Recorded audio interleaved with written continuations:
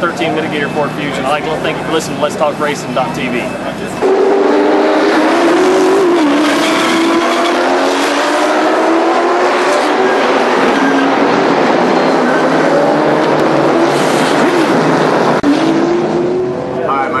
Deana Jr., driver of the number 5 Kiker Motorsports Camry. Welcome to Let's Talk Racing TV.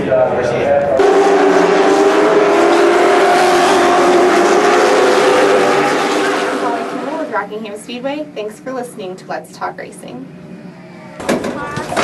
I'm Tony Peter, driver of the number 17 Toyota Nascar Camp World Truck Series, and you're listening to Let's Talk Racing.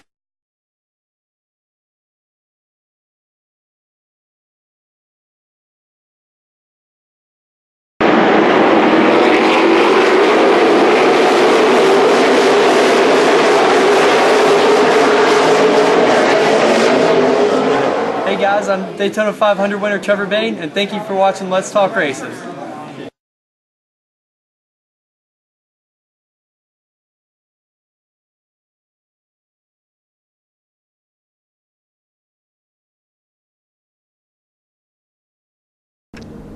Hi, this is Dylan Smith. I'd like to thank you for listening to Let's Talk Racing. Hi, I'm Amber Colvin, and I'd like to thank you for watching Let's Talk Racing.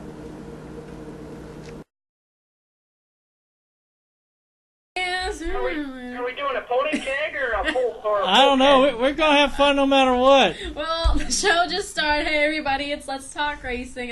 We have me, Krystal Hurr, on the show tonight. We have my good friend Alan Pearce and Dodson down there. And right now we have on the phone Bill Long. Hey, Bill, how you doing tonight?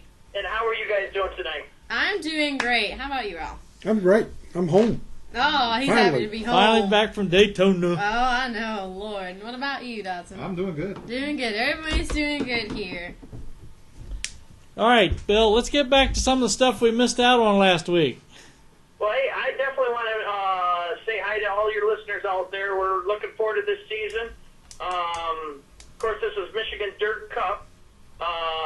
What we've got is basically a dirt modified late model tour in the state of Michigan. It looks like we might possibly branch down a bit into Ohio and Indiana. Our sponsors this year, we can't thank them enough. Of course, All-Star Performance. We have Lane Automotive, Mr. Gasket, AeroQuip, Crane Cams, and Quartermasters. They've jumped on for our Points Fund sponsors, so we can't thank them enough. That's really good. You stop it. That sounds awesome. So, for some people who are new to the show and haven't heard of you, kind of give a profile about what all you've done in racing, things like that, and what you plan on doing in the future, of course, future plans for this season. Well, I am definitely what they call one of them wannabe racers. I was never, a racer myself. You could say I pretended. You know what I mean? I tried to get out there and do it. My son run local late models and stuff like that. Matter of fact, when he broke his hand, I believe it was, I think he was racing for the Allison family, Donald Allison.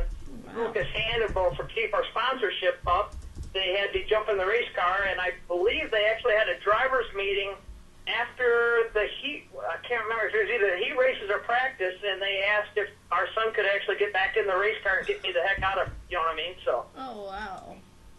So I love listening to the people in the grandstands that think they know what it's all about, because believe me, I have a true respect for the drivers behind them wheels. It is an unreal talent. Mm-hmm. I completely agree. How many races a year does your circuit run? Well, here we're trying to hit, I believe we got 7 in the modifieds and 8 in the late models. We try to keep it a short tour, because Michigan Dirt Cup is all about is getting the local racer together without having them kind of get away from their home track, because a lot of our guys that are racing, not just all the competitors that are racing, they have the home tracks that they actually go for their home track championship. So by keeping it a smaller circuit, if you will, it gives them an opportunity to branch out, run our few races, but still go for their home track championship. And of course, you don't. Excuse me. Your weather up there, you don't really get as much season to race as down south. I mean, you can't begin much before what, middle of April, something like that. May. Well, we're kicking off in May. May 10th is our first race. Okay. And at Mount Pleasant Speedway for the modifieds, and exactly right. We don't even get going until the month of May. Oh my. So you get a lot in a hurry, don't you? Yeah, we try to get a bunch in there in the middle of the summer because, end of the summer, everybody's got specials and stuff. So we just try to stick it there in the middle, keep it a short, simple, and, of course, with the price of fuel right now, actually our tour is not looking too bad to some guys. That way the teams out there, they can kind of afford to run the tour and stay close to home. All right, that sounds really good.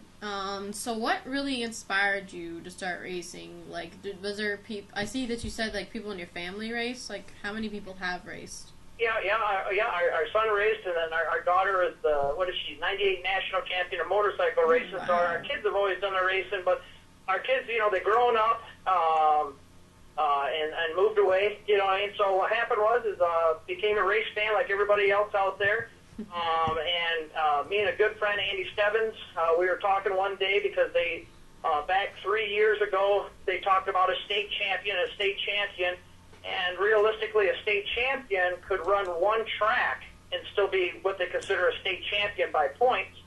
And what we've done with this mini tour is we get the best of the best all together and let them run, and to be a Michigan Dirt Cup champion, to me, is a true state champion because you cannot.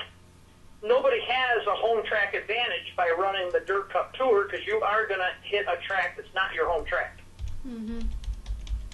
I would suppose, and I may be wrong, I would suppose up in Michigan that the Keselowski family sort of looked upon as the Pettys are in the South of the Allisons. I know Brad's father raced, Brad's brother races, Brad's uncle raced. I guess that's Bob's brother. Is that right? Is Michigan sort of Keselowski country? In the asphalt world, definitely. I haven't really seen Brad run too much dirt. I could be mistaken there, so I apologize to any Keselowski fans out there that's seen him run dirt. But I believe he's pretty much on the asphalt. I'd love to. Matter of fact, this would definitely be an invite if the Keselowski would love to come run a dirt race because we've had, let's see here, I believe we had Kenny Schrader ran one of the Dirt Cup cars at I-96. We had, let's see, that was Kenny Wallace. He flew in from MIS and ran a dirt late model. And then Ken Schrader won our race car championship 2 years ago down to Hartford Motor Speedway. I'm sure if you came up with enough tow money, Brad would love to come up and race for you. I think it'd be a blast. I mean, like I said, hopefully he's out there listening to the radio right now, and definitely have an invite there. If he wants to come on up and have a good time on the dirt, I know we'll have no problem getting him in the car. Yeah, probably sounds like a good invitation. I'd take it for something like that. Try something out. I have a lot of respect for the drivers because I know I couldn't do what they do. It's truly amazing. And the fact that all these guys can do this and the ability to race, it's a true talent. Do you have anybody who inspired you besides family? Like, was there a driver that you saw race, or was there like a race you went to and you were like, that's when you got hooked? You're like, wow, this is awesome. I want to stay with this, and I'd like to maybe do it one day. Back when I did race, I tried. Like I said, I tried racing. We looked at the Bob Seneker, Butch Miller was racing.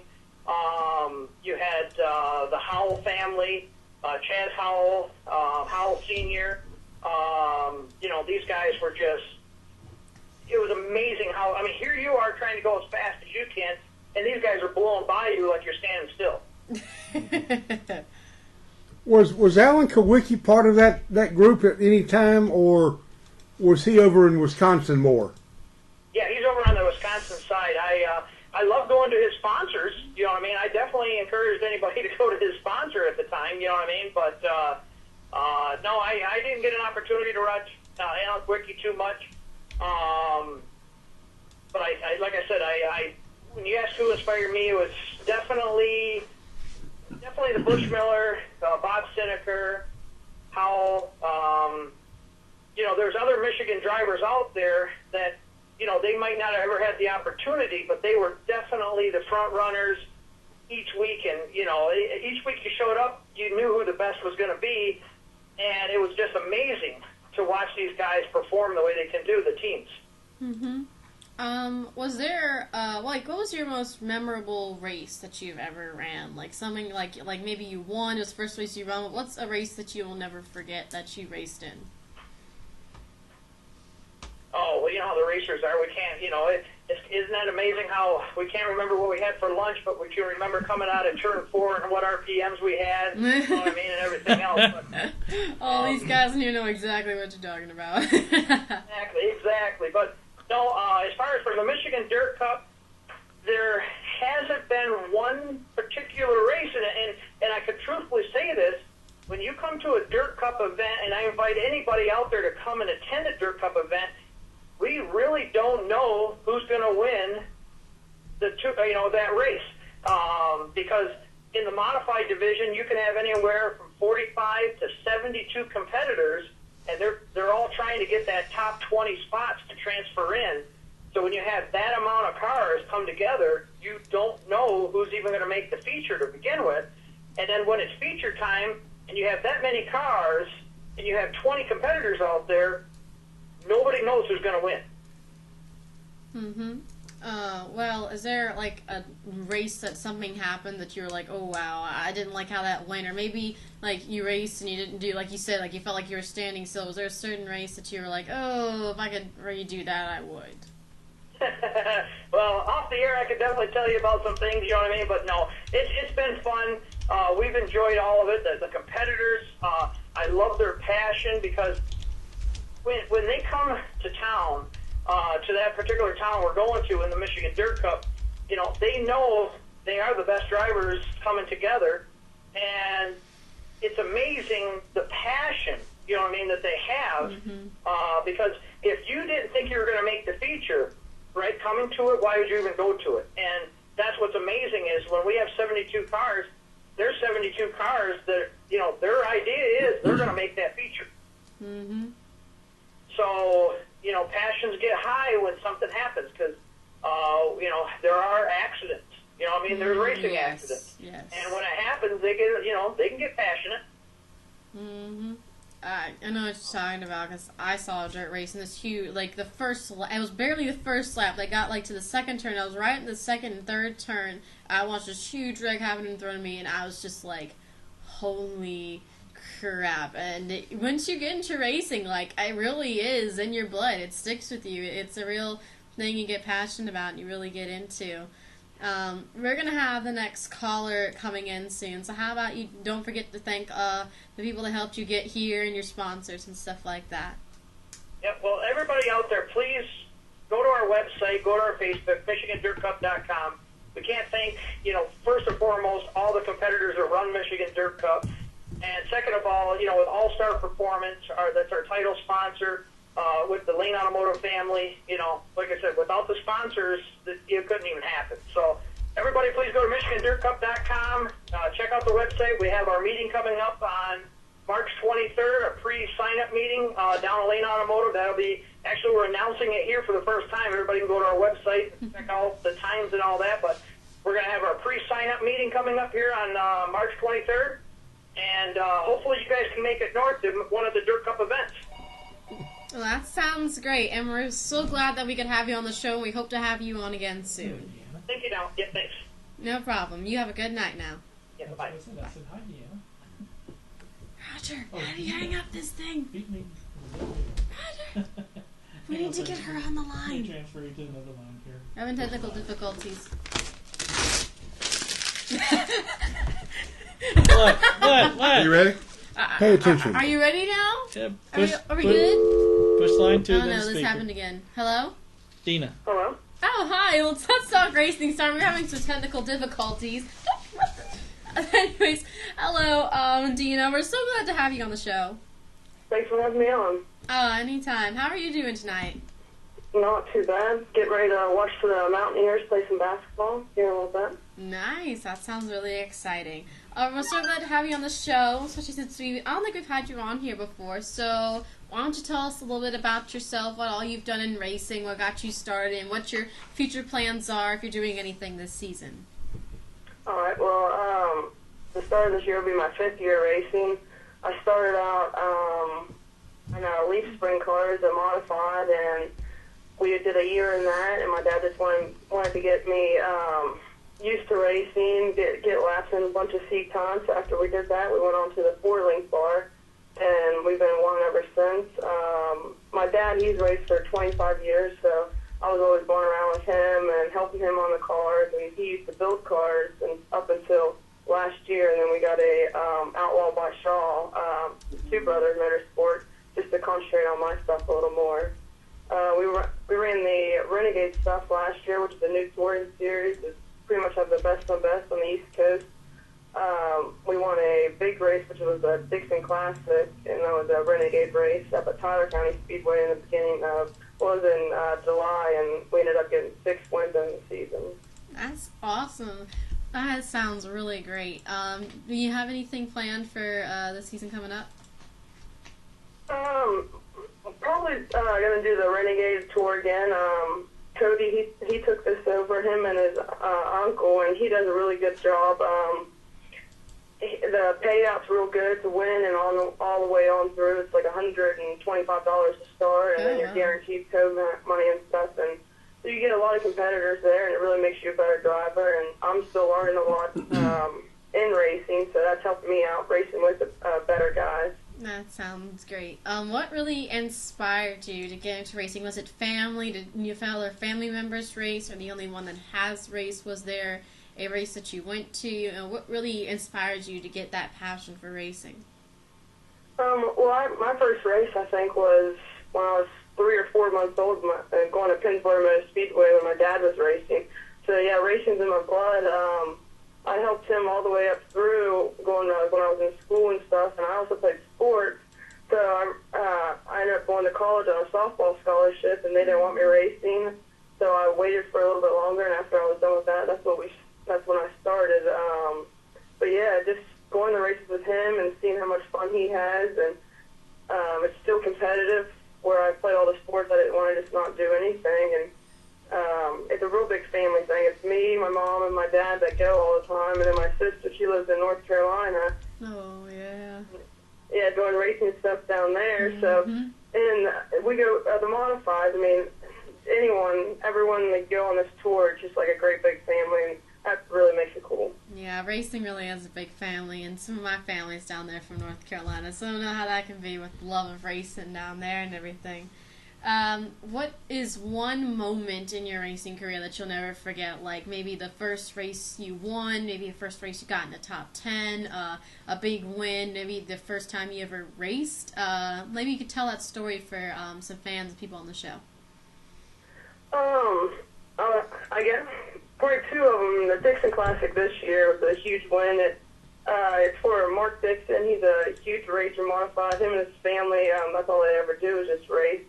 And they used to have our cars, GRS modified, so we're pretty close with him, and it's honoring his brother.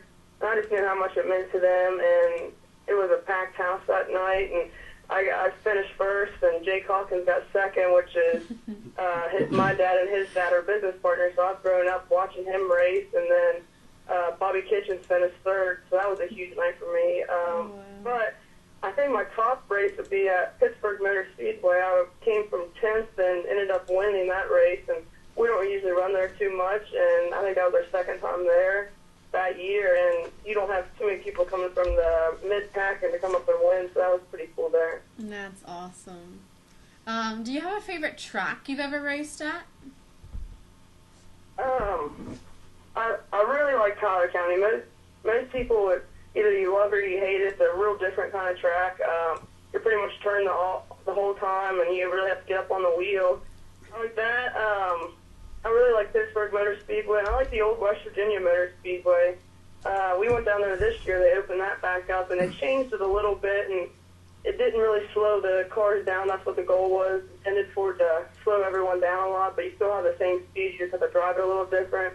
But if they could put the track back the way it was, that would be one of my favorite tracks. Oh, wow. That's what all kind of changes did they make at that West Virginia Speedway? I've been there several times. What kind of changes did they make? Down in 3 and 4, they took about 5 feet off from the top of the wall and brought it in some. Because when they used to race there back in the day, it was right up against the wall. I mean, it was really good passing, but you really had to have a motor to be in the top 5 or even to just make the race. Well, this time they shut down for like 3 years or however long, and went to reopen it, and it was just right on the bottom and 1 and 2, and then you go down to 3 and 4, and you have to kind of like diamond the turn off or turn 3 and 4, and then it's just real slick, and there used to be a wall, a guardrail around 3 and 4, and they took that out, so it's all open down there. Oh, wow. What do you think about the Beckley Speedway in Beckley? I've been over there a couple times, and I really love that track. Yeah, we try to get down there probably 3 or 4 times a year. The Duncans, they're awesome people. They used to have, we met them, they had GRSs a couple years ago, and we dealt with them a lot, and I love everyone down at Beckley. That's another good track I like. It's a different facility, and you have to really get used to the track, because it's like longer straightaways and tighter turns, so the turns are banked, but it's just a real fun track. All the drivers down there are real nice. Oh, wow. Well, here's another question I usually ask drivers. Is there a certain track that is your least favorite, one that you go to and you're like, oh, goodness, I gotta race here? Yeah, I would say Wayne County currently is one of my least favorite tracks. I mean, I love the track. It's just a challenge, I guess, because all the tracks around where I'm from, they're all banked, and this track is long straightaways and real tight turns that are flat, it's like a paper clip. And for some reason, I can't get it down. I don't know what it is, but I'm just off somewhere. So that track, and then used to be Skyline Speedway, which is that track's slicker than ice all the time, and you really have to be a really finesse driver, and it just takes a while. It's a hard track if you just go there once a year, so you have to go there quite a bit, and we went there probably 7 times or so during a year, and we ended up going to Lernerville for the end of the race that year, and it got slicker than ice, and I started 14th and came all the way up to top 5, and that you just realize Skyline really made you that much of a better driver on the slick stuff. Oh, wow. Well, besides family being an inspiration in a race, was there a race that you went to, or was there like a famous driver that you saw race and you were like, wow, this is awesome, I'm hooked, I totally, absolutely want to do this? No, I wouldn't say, well, I'm a local track kind of girl. I love going to local tracks and seeing all the guys that I know I watched growing up, so I would say like my dad, Dave Groves. Vic Vandergrift was a big part of my start of my career because he was currently still racing when I started, and he really took me under his wing. He would come over and help us out all the time. He used to work for my dad back in the day, so we're really good friends with him. Mike Hawkins, and it's cool now working with because Bart Hartman has one of the cars I have is an Outlaw by Shaw. I work with him a lot and stuff, and he's one of the best around, it's a World 100 winner, and you name it, he's done it, so that's pretty cool working with him, too. Alright, that sounds awesome. Let's see, what's one race that you went to that really ended up getting you, like, hooked on racing? Like, your first race you watched and you're like, oh my gosh, this is cool.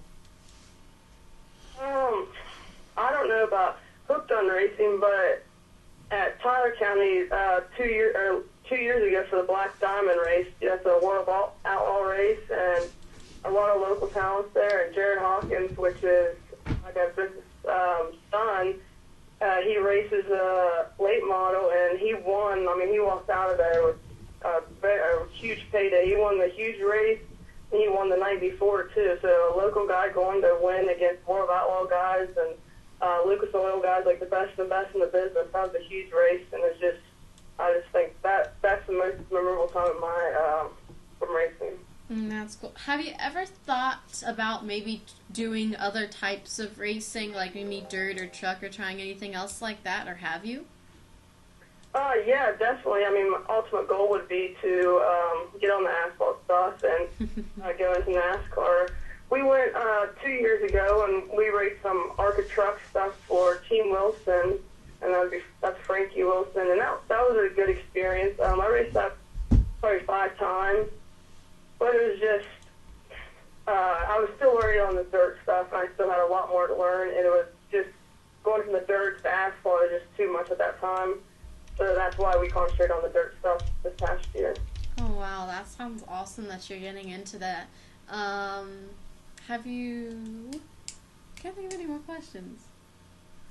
I'm just listening. I actually Yeah, really get you've been She's going answered on. every I'm trying question. She's got every question in my book. I'm trying to figure out what Roger's doing. Roger, I was trying to get to the Jim Utter tweet. We're kind of About interchanging. Oh, Jeremy that's what you were Clements, trying to and do. I thought you were trying to tell me to go down to I said find go you. up. but you- Oh Lord. The hand goes I'm this sorry. way, Roger. We're he's having technical difficulties. We have a screen in front of us and we can see everything he does on the computer. And right now he's trying to type in things on Twitter that you're on our show, and it's really interesting because All right. he's trying to type Time in out, time out. Pal's name. We've got a lady driver. Why didn't somebody ask her about you know who? Oh, why don't you ask that? Since that seems to be your favorite person.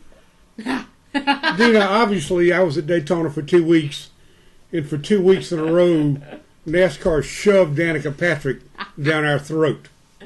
We couldn't get away from her. I assume you're a fan? Ow. I'm not a fan, but I'm not a fan. I'm not like, she just hasn't proved herself. I think she knows it. She hasn't really done anything. The reason she's famous and everything is because she does all the modeling and everything else, and it's just hard to take someone serious when they haven't proved themselves. But I mean, Joanna Long, she really impressed me in the Nationwide series, and no one ever talks about her. She was equipment that Danica has, and she was running the top 10, and she got in that wreck, which none of her doing or anything, but that's the only time they talk about her, when she's in the wreck, and then they say, oh man, she had a great day, and blah, blah, blah, but everyone always just wants to talk about it. Well, I had an interview with her one day, and I walked away thinking, now, which Kardashian sister is this? Because, I mean, Danica, no. That's why I miss Danica is like one of the Kardashians. She's famous for being famous. Here we go. We'll have to ask Chapman about that. I mean, she's done some things. She won an IndyCar race. Now, she's done things I wouldn't even consider trying.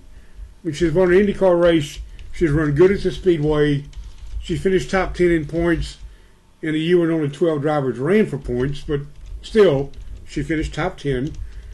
She simply has not proven that everybody thinks she's great.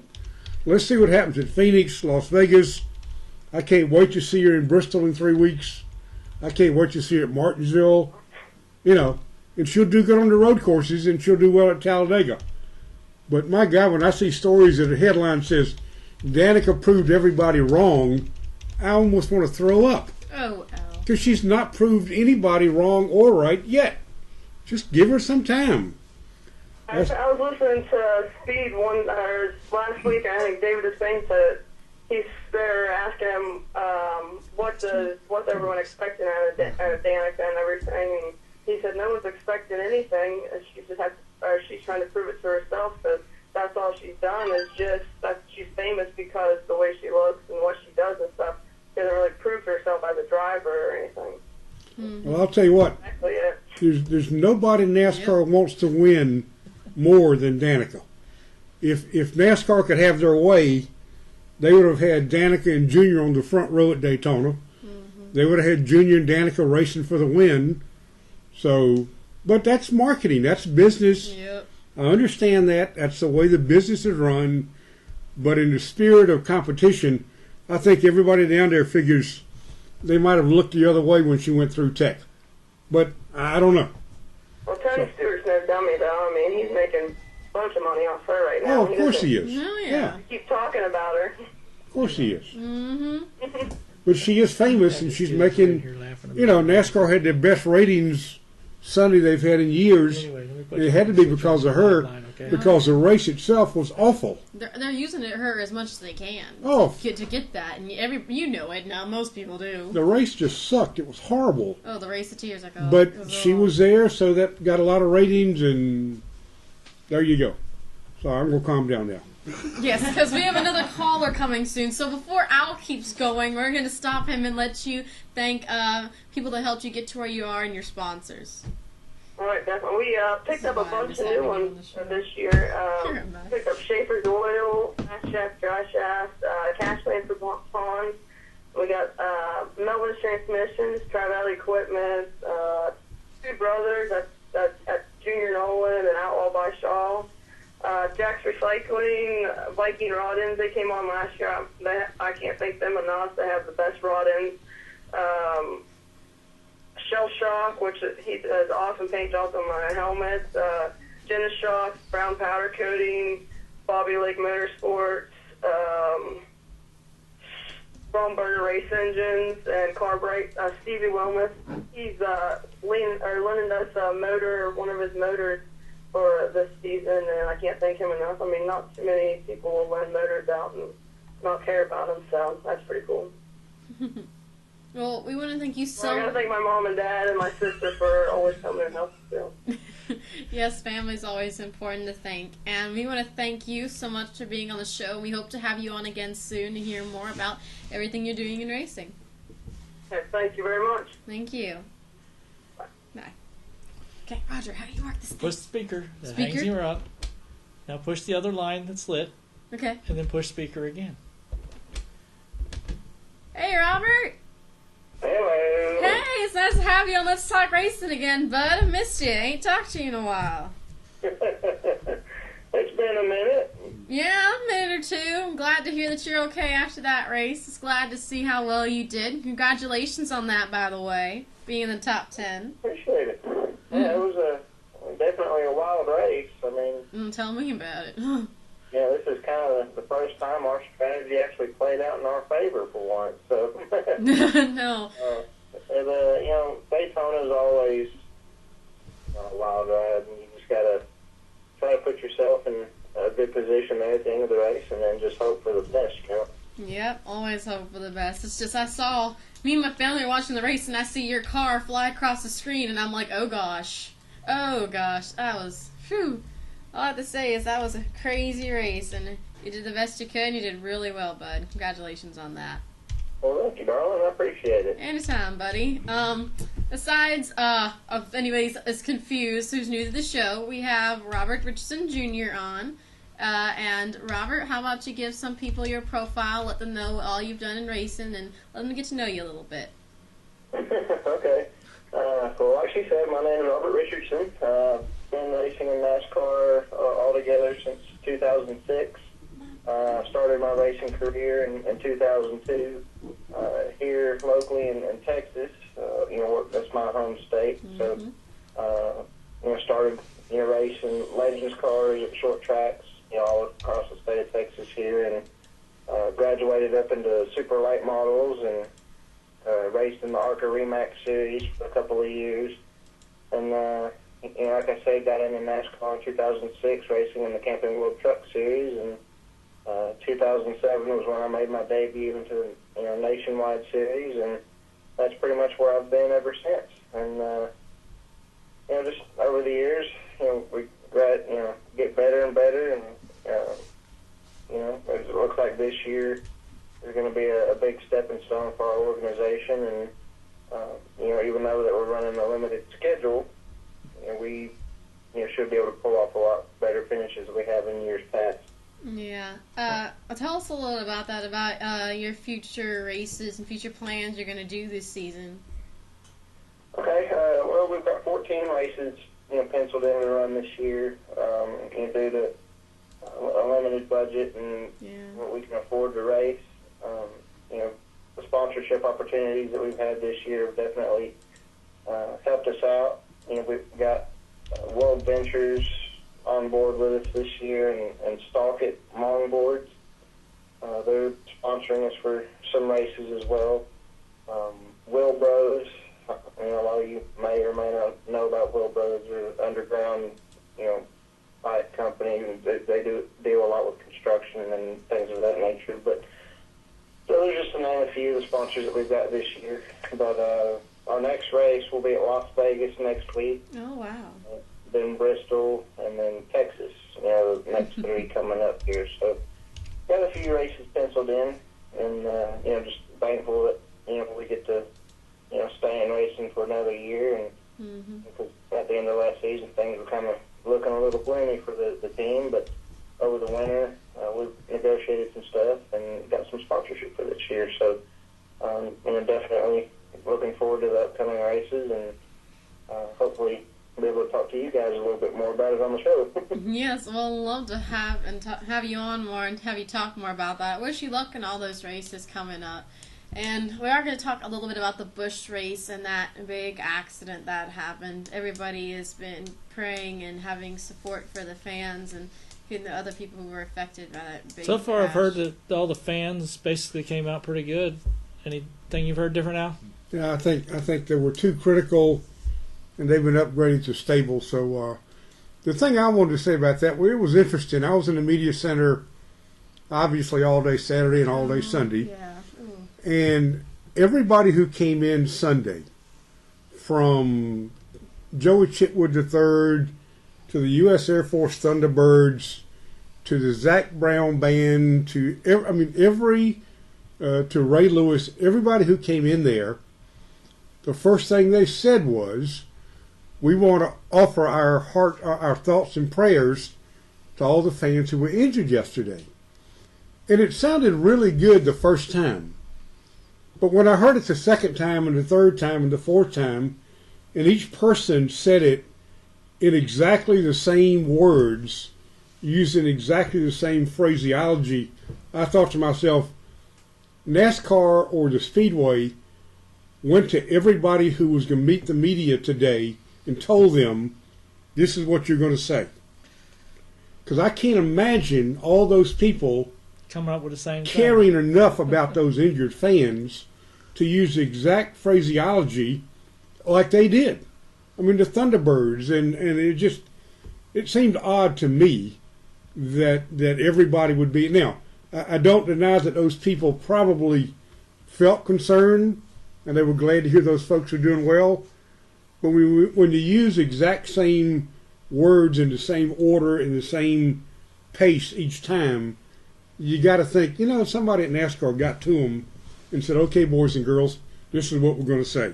What you're going to do. And I'm glad, listen, I cannot believe I sat there Saturday night for 3 hours, from 4 o'clock until 5 after 7, when NASCAR finally brought somebody in. Everybody in that media center thought there had been fatalities. We thought that 3-hour time frame was used to contact next of kin and talk to people. That media center felt the same way it did the year Earnhardt got killed. And we sat there for 2 hours that night, and I think everybody knew in that case what was going on. But it was strange that NASCAR took 3 hours to let us know that this many people have been injured, they've gone to these hospitals, and that's all we can tell you right now.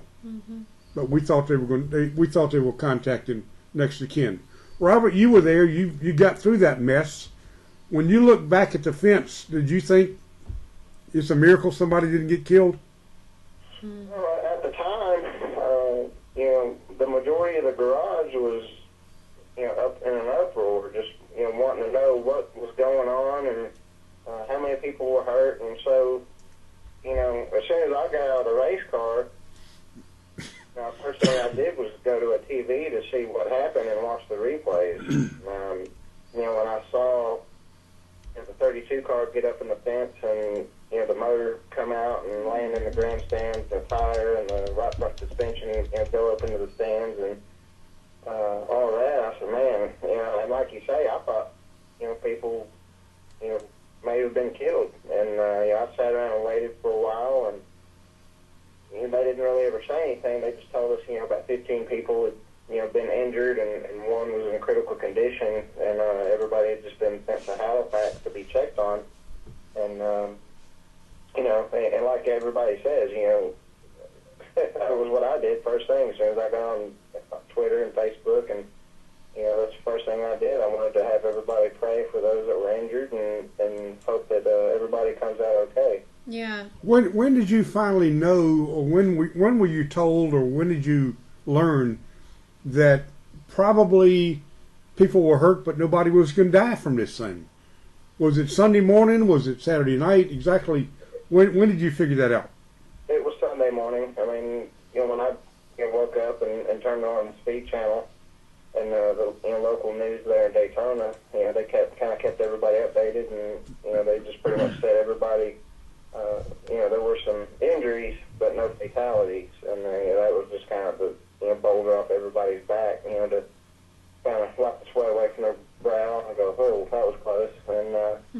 And everybody talks about how dangerous NASCAR is from a driver's standpoint, but when you think about it, in cases like Daytona and Talladega, where all the big wrecks like that happen, the fans are just as much at risk of being injured as we are. I mean, especially if they get up into the fence, and it's just, I guess, a chance you take. I mean, a lot of fans come to these races to enjoy themselves and spend time with their friends and family and get away from the everyday stresses of life and try to enjoy themselves for a weekend. And then when something like that happens, it just makes everybody kind of second guess themselves about coming to the races anymore, because they can be dangerous for the fans as well.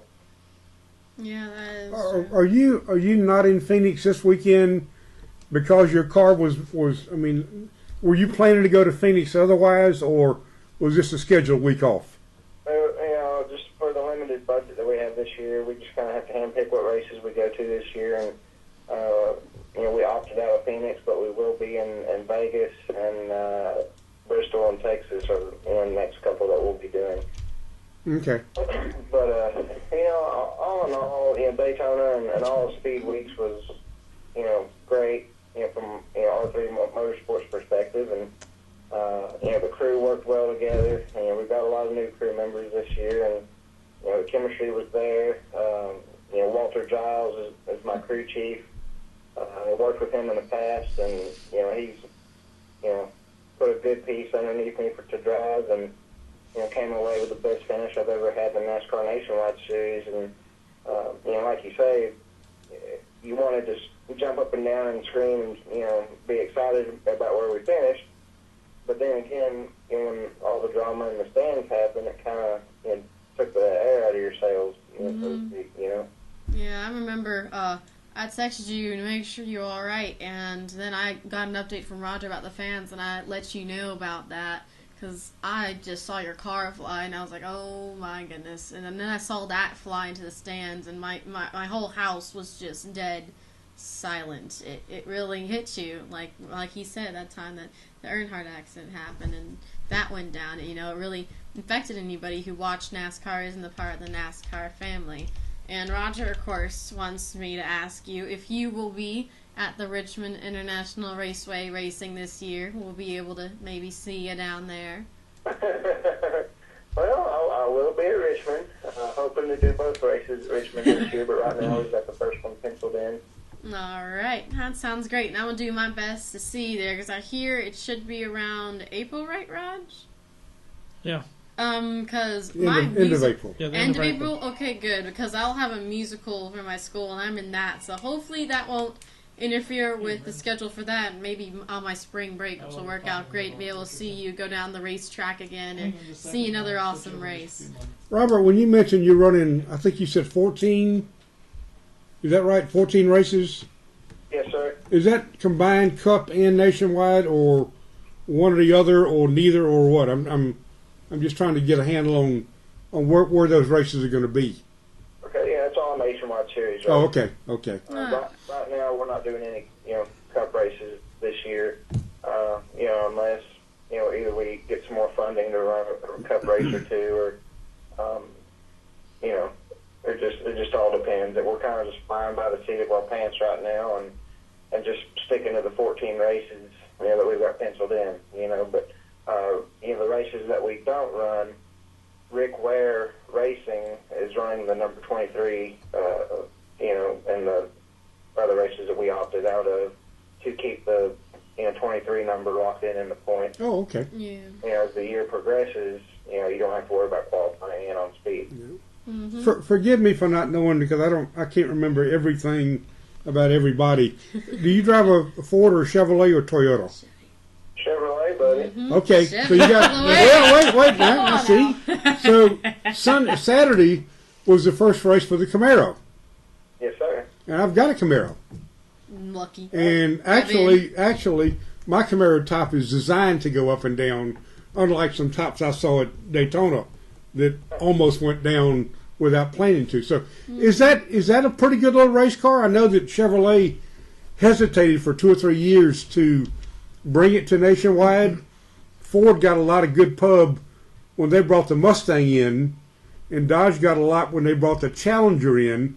But Chevrolet people up in Michigan delayed for a long time bringing the Camaro on board. You got any idea why they waited, and is it what you hoped it would be? Yeah, they always save the best for last. You know, I mean, it's a lot of fun. I agree with that. All the people at Chevrolet have always treated us good. They help us out every year if we ever need any kind of support. And we tried to convert to Dodge with a sponsor that we had a couple of years back, and that ended up backfiring on us, and we ended up just converting all of our stuff back over to Chevrolet. But if I ever had a choice, as long as I'm racing, I'd run bow ties everywhere I go. But the Camaro is definitely an awesome looking body on these new race cars, and it's got a little bit more downforce from what I understand. Talking to some people who've been to the wind tunnel and such, that the Impala didn't have. So you'll see probably more of an advantage at the intermediate racetracks and the super speedways, than you will anywhere else. But on top of the Camaro body we've got this year, and we've got ECR motors under the hood, our organization this year. So this is the first time in a long time that we've had a really good motor program, and it definitely showed at Daytona, and we're eager to see how we'll at Vegas and all the other races.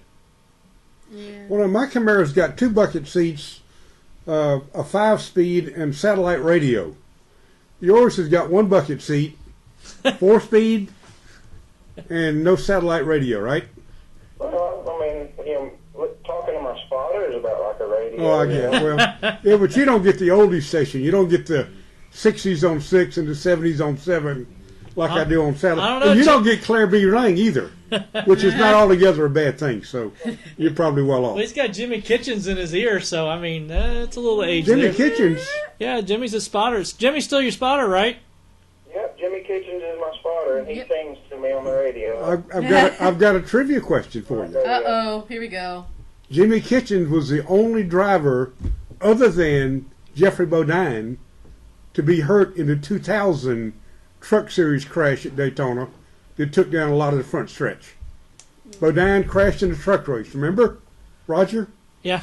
First truck race ever at Daytona. Yep. Uh-huh. Bodine crashed, and Jimmy Kitchens was the only other driver who needed any medical attention after that race. Huh. Robert, I think that's right. Ask him when you talk to him again. Yeah, I don't want to bring up any bad luck stories with him. He's kind of superstitious about stuff like that, but You don't get him in trouble now. Look at what you're doing. Well, Lord. I mean, that's just basic trivia. Yeah. You know.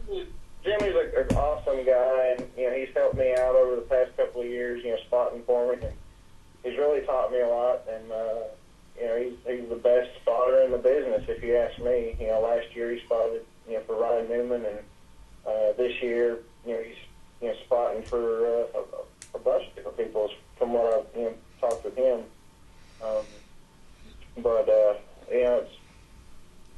It's just things just keep snowballing for the better. With our team and having quality people working for us, and just the sky's the limit as far as all the goals that we have to reach. And this year, hopefully we'll start getting some more top 15s, top 10s, and progress from there. And climbing this NASCAR ladder to eventually, hopefully, one day win a race. All the raw emotion and everything that goes into NASCAR is why the fans love it so much, and it's no different from a driver standpoint. Yeah, well, I know you can get there. Just keep your head straight and keep doing what you're doing, and I know you can do that. Now, we do have another caller coming up soon, so you know what that means. But can I ask one more question real quick? Yes, you can. We'll take You it in a can ask second. one more question. when your spotter sees what happened in turn 2 with 18 laps to go, and then sees what happens coming for the checkered, does he even try to talk you through it, or is it happening so fast that he just says, "Hey, kid, you're on your own"? Because there's not a whole lot he can do at that point. Is that right? I mean, there's some cases where he pretty much knows it. You're on your own, because if you're flying out into the middle of that wreck and there's all the smoke and debris going everywhere, he tends to lose sight of me going through some of those wrecks. And he's just like, he can tell me where to go up to a certain point, and then if you make it through, it's just God helping you get through it. If you make it through, he says it was me. If you don't make it through, he says it was you. Yeah, exactly. Okay, there you What'd go. you do that for? Al, you're a mess. No, I'm just telling it like it is. That's truth. Y'all crazy. Oh, goodness. I've been doing this 45 years. I'm allowed to say what I want to say. Well, I know. We know this by having All right. you on the show. Go ahead and give a shout out to your sponsors there, Robert. Do what? Shout out to your sponsors, Roger says. He's all the way in the back over there. I mean, Roger kind of sounds like the guy in the back yelling at everybody. But Yeah, I know. That's me. I know. He never changes, does he? And nobody listens to him. Yeah. Huh? What was that? You heard something? I got a mic right here in front of me, so I love everybody you hears too, me. Roger. Anyways, thank you. He may not hear me, sponsors. but everybody else will. Oh, Lord. All right. Well, like you say, I got to give a shout out to my sponsors. Wilbo's, Stockett Longboards and World Ventures. They're continuing to help us out this year. And anybody interested in becoming a partner with World Ventures, you can go to www.worldventures.com. They hook people up with a lot of awesome vacations and trips for your friends and family, and feel free to check them out. But if you're interested in keeping up with our organization and me as a race car driver, you can go to our team website at r3motorsports.org, or you can look me up on Twitter at rrjr23, and I'm also on Facebook as well. So if anybody wants to keep in touch with me personally, I'll be glad to answer any kind of questions or anything like that you have to offer. So, Roger, guys, appreciate you having me on the show tonight. And if you guys need anything else, just feel free to give me a shout. All right. No Anytime, problem. bud. Will do, buddy. You take care now, all right? All right, y'all too. Good night. Good luck on the racing season. Thanks, darling. Bye. Bye.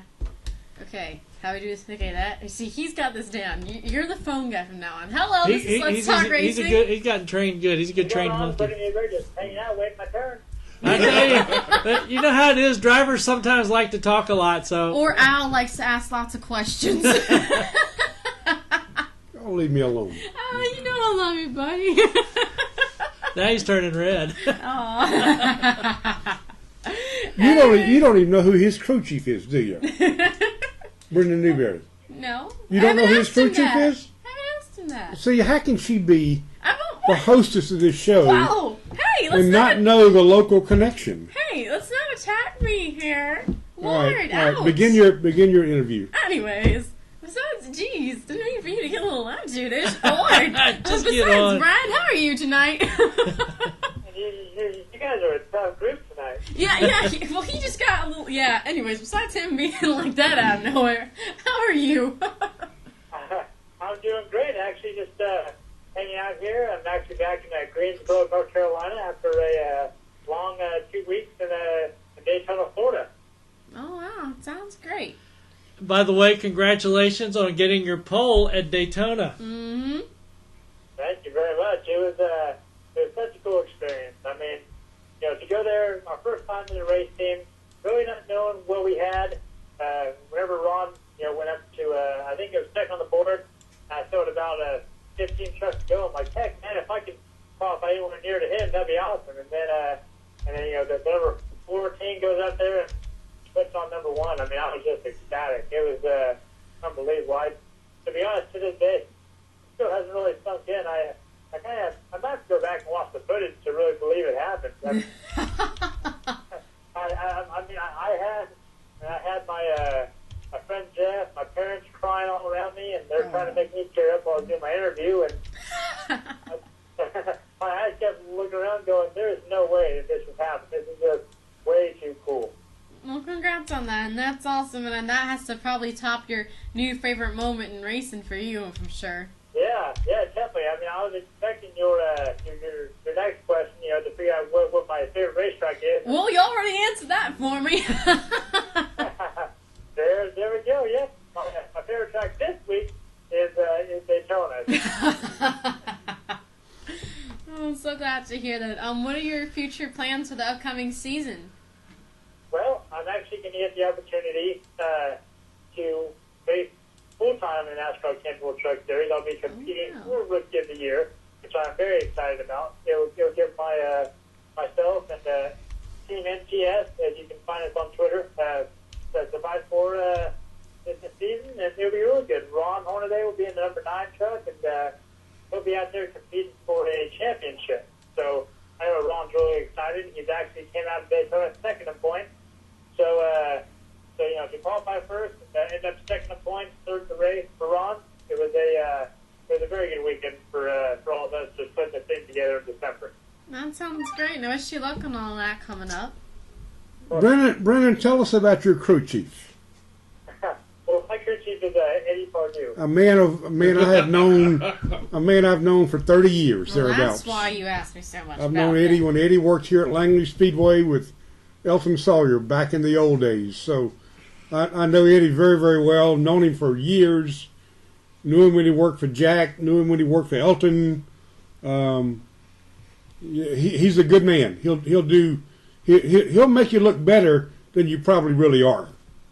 Well, heck, I mean, it's already proven true to get the pole at Daytona. That was way better than I ever anticipated. Yeah. Whenever I first met him, he was a man of few words, but every time I see him, he puts a smile on, and his favorite saying is, "What are you doing?" or "What's going on?" And he's just a good old Virginia boy, and man, he is really, really cool. He's really at the track, he's really intense.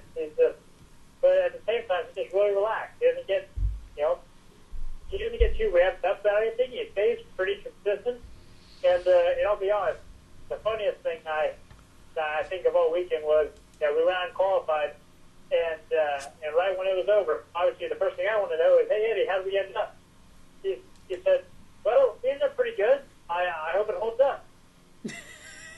So then I'm going down the track thinking, I might want to ask him, like, all right, Eddie, where are we? He's like, we're P1. I said, all right, cool. And so from then on, I was just pumped up. And but that's how Eddie is. He doesn't get too excited about things. But actually, I got to spend some time with him Sunday. Whenever we went and watched the 500, which I have to do a story on Eddie as well. He has a very, very cool life away from the track. He and his wife are living on what seems like a big old ranch. They have so many animals, so that'll be something to look for on our new ntsmotorsport.com website. But anyways, so I went to go talk with Eddie, and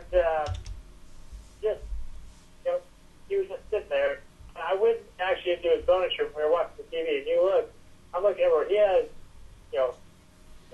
full position flags, and he has pictures of he and Mark Martin and Matt Kenseth and Greg Biffle and all this success. And it's like, man, I have such a cool guy around me, and you would never know. I mean, he is just humble, nice from the word go, and I really think it's going to be a good season with he and I working together, and Bruce Coates being director of competition in charge of it all, and so I'm just surrounded by a great group of people. Was last Friday night? Was that your first Daytona race? Actually, my first Daytona race was the weekend prior, on February 16th, whenever I ran the ARCA race. The ARCA race. Oh, okay. Okay. Yeah, I qualified 15th. My crew chief then was Ryan McKinney, who last year was a car chief on the 54 car of Kyle Busch for the Nationwide Series.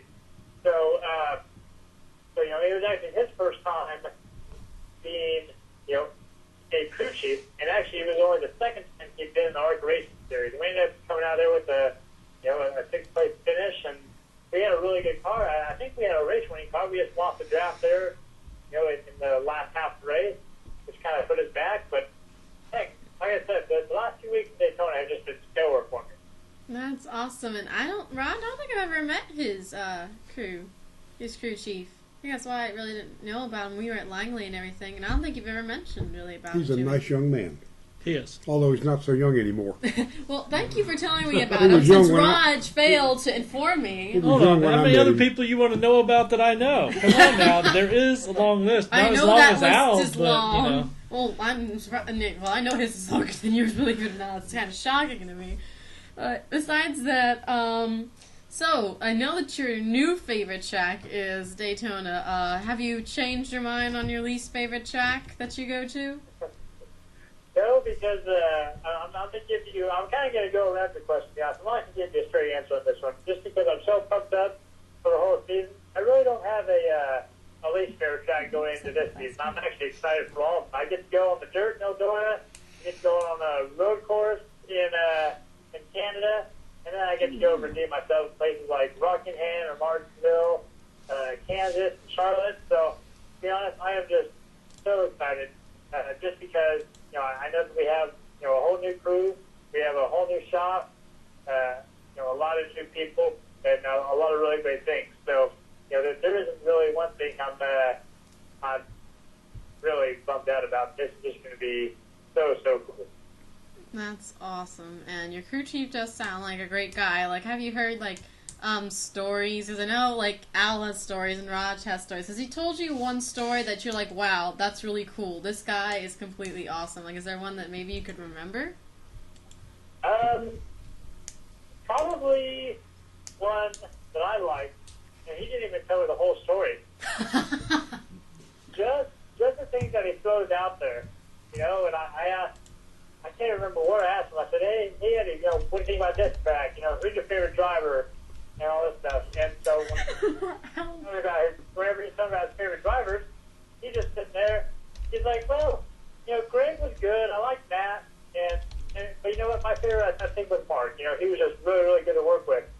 And I'm just thinking, I'm like, okay, I'm pretty sure I know which Matt, Greg, and Mark you're talking about. But just clarification, I said, are you talking about Mark Martin, Kevin, for example? Yeah, those guys. I go, okay, cool. So I'm right in the mix there. Yeah, right.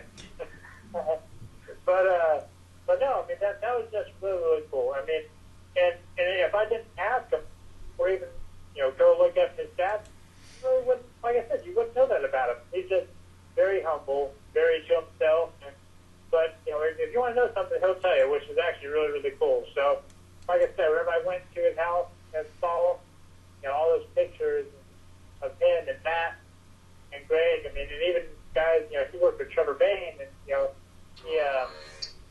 worked with Taylor Mawson last year and had success. This guy is dad to the bone. and it's so cool that he's on my team. He'll help you. He will help you. Yeah, that's the thing is, at NCS Motorsports, we got the new shop in Kernersville. Most of these guys, even Eddie, they have about an hour drive today. I think there's only 3 guys that are within 40 minutes of the shop. It's a very long drive, and there's a lot of guys committed.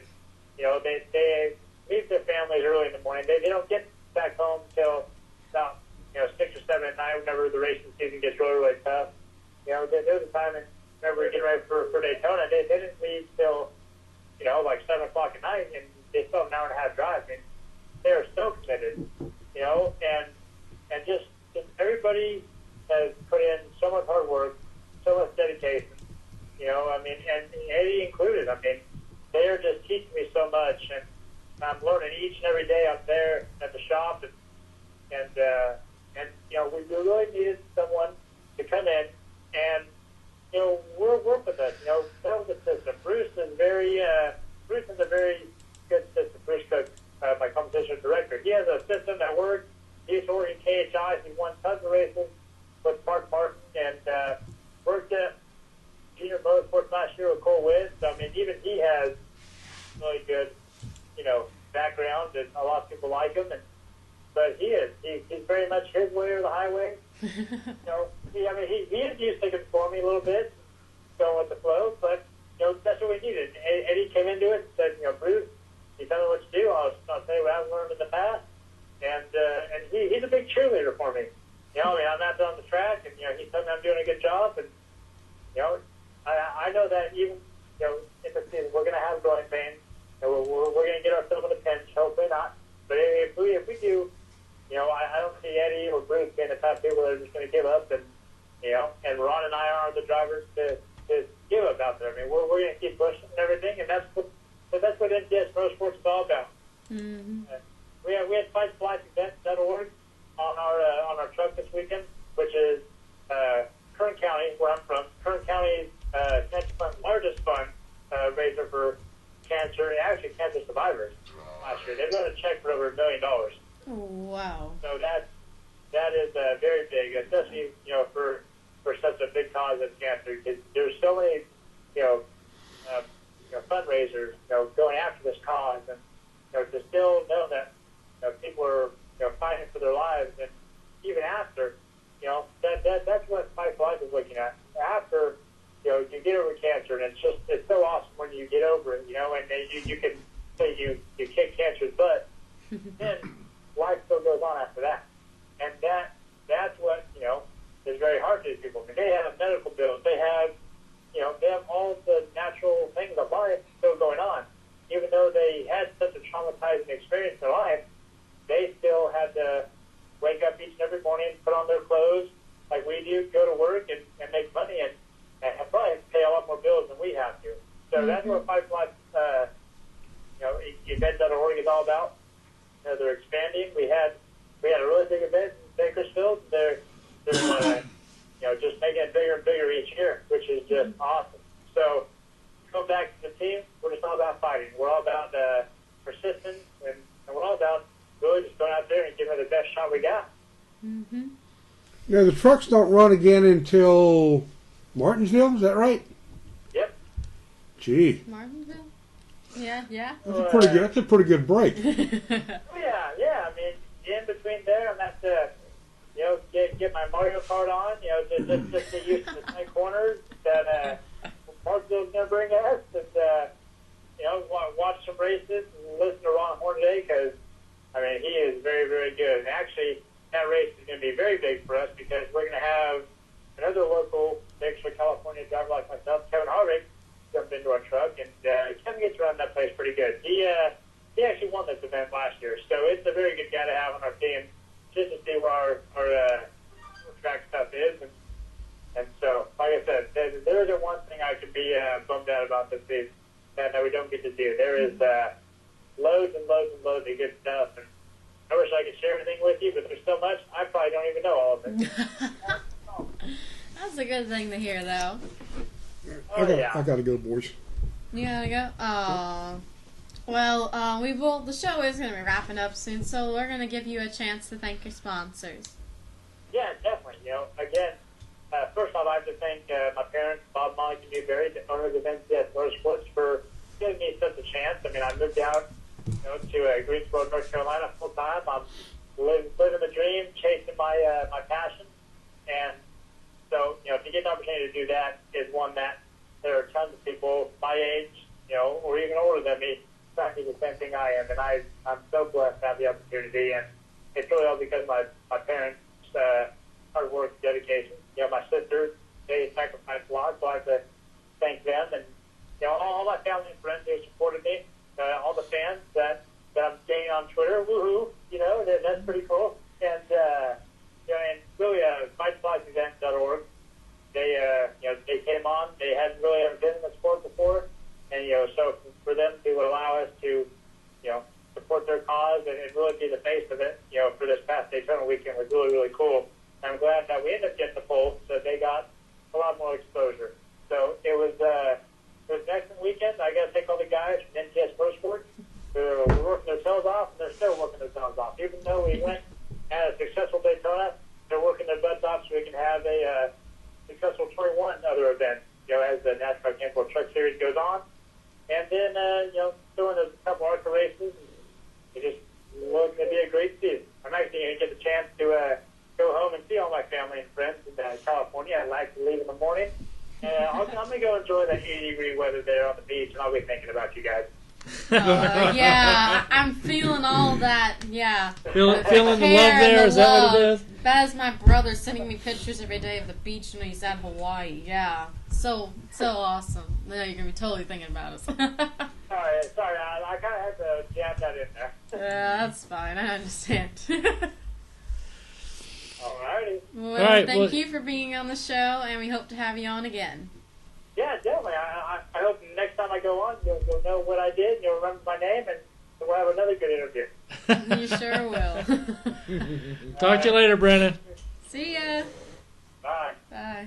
All right. I did it correct. I know one thing I know how to do is if you hit the speaker, it shuts off.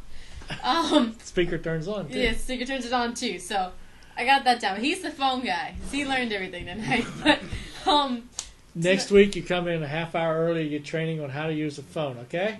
Yeah, well, I won't be here next week, unfortunately. Musical practice will be starting. How come it always comes when you always come when Al gets here? I don't know. What is this? You told me you last minute. bringing the You girls told me with he you now? was coming. This guy's my buddy over here, but I had to come tonight because it was the beginning of the season, and there was the Daytona was an awesome race, and of course I heard that Robert was awful gonna race. be It was on. horrible. You say it was an awesome race? I thought it was pretty good. Oh, Which race? Not the Bush, but like the last race was Now, pretty Al, good. what's your take Are you on taking the? on the entire? I gotta go. I'm, you know. Yeah, All I'm right, trying to speak get out this of there, because Al. he's got it. Apparently, he's got somewhere to be. So I'm guessing you're not joining us for dinner. No. No. Okay. So you know he's not coming. We'll see everybody next week. Yes, you will. What were you gonna ask me real quick? What your give the fans your feedback on the week, the 4/10 mile races, the 3 races. Oh, they gotta. They can't do it like that again.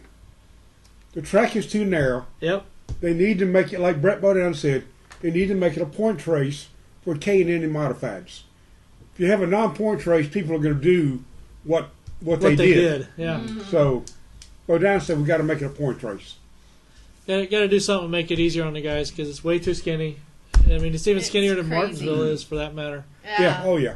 Because there was too much like I saw a bunch of three wides going on. I was like, oh my gosh, and I was like tensing up, and I was at the edge of my couch like, this is too much. This is too much. This is too much. None of the 3 winners. I'm sorry. None of the 3 drivers who took the white flag leading won the race. Right. And they all got wrecked. Yeah. So that's enough. He's gonna leave it at that. That's his I gotta story. go. He's sticking to it, ladies I and gotta gentlemen. go. I gotta go. Later, everybody. Hey guys, I'm Daytona 500 winner Trevor Bain, and thank you for watching Let's Talk Races. Hi, I'm Robert Richardson Jr., driver of the number 23 Dodge Challenger for R3 Motorsports in the NASCAR Nationwide Series, and you're watching Let's Talk Racing.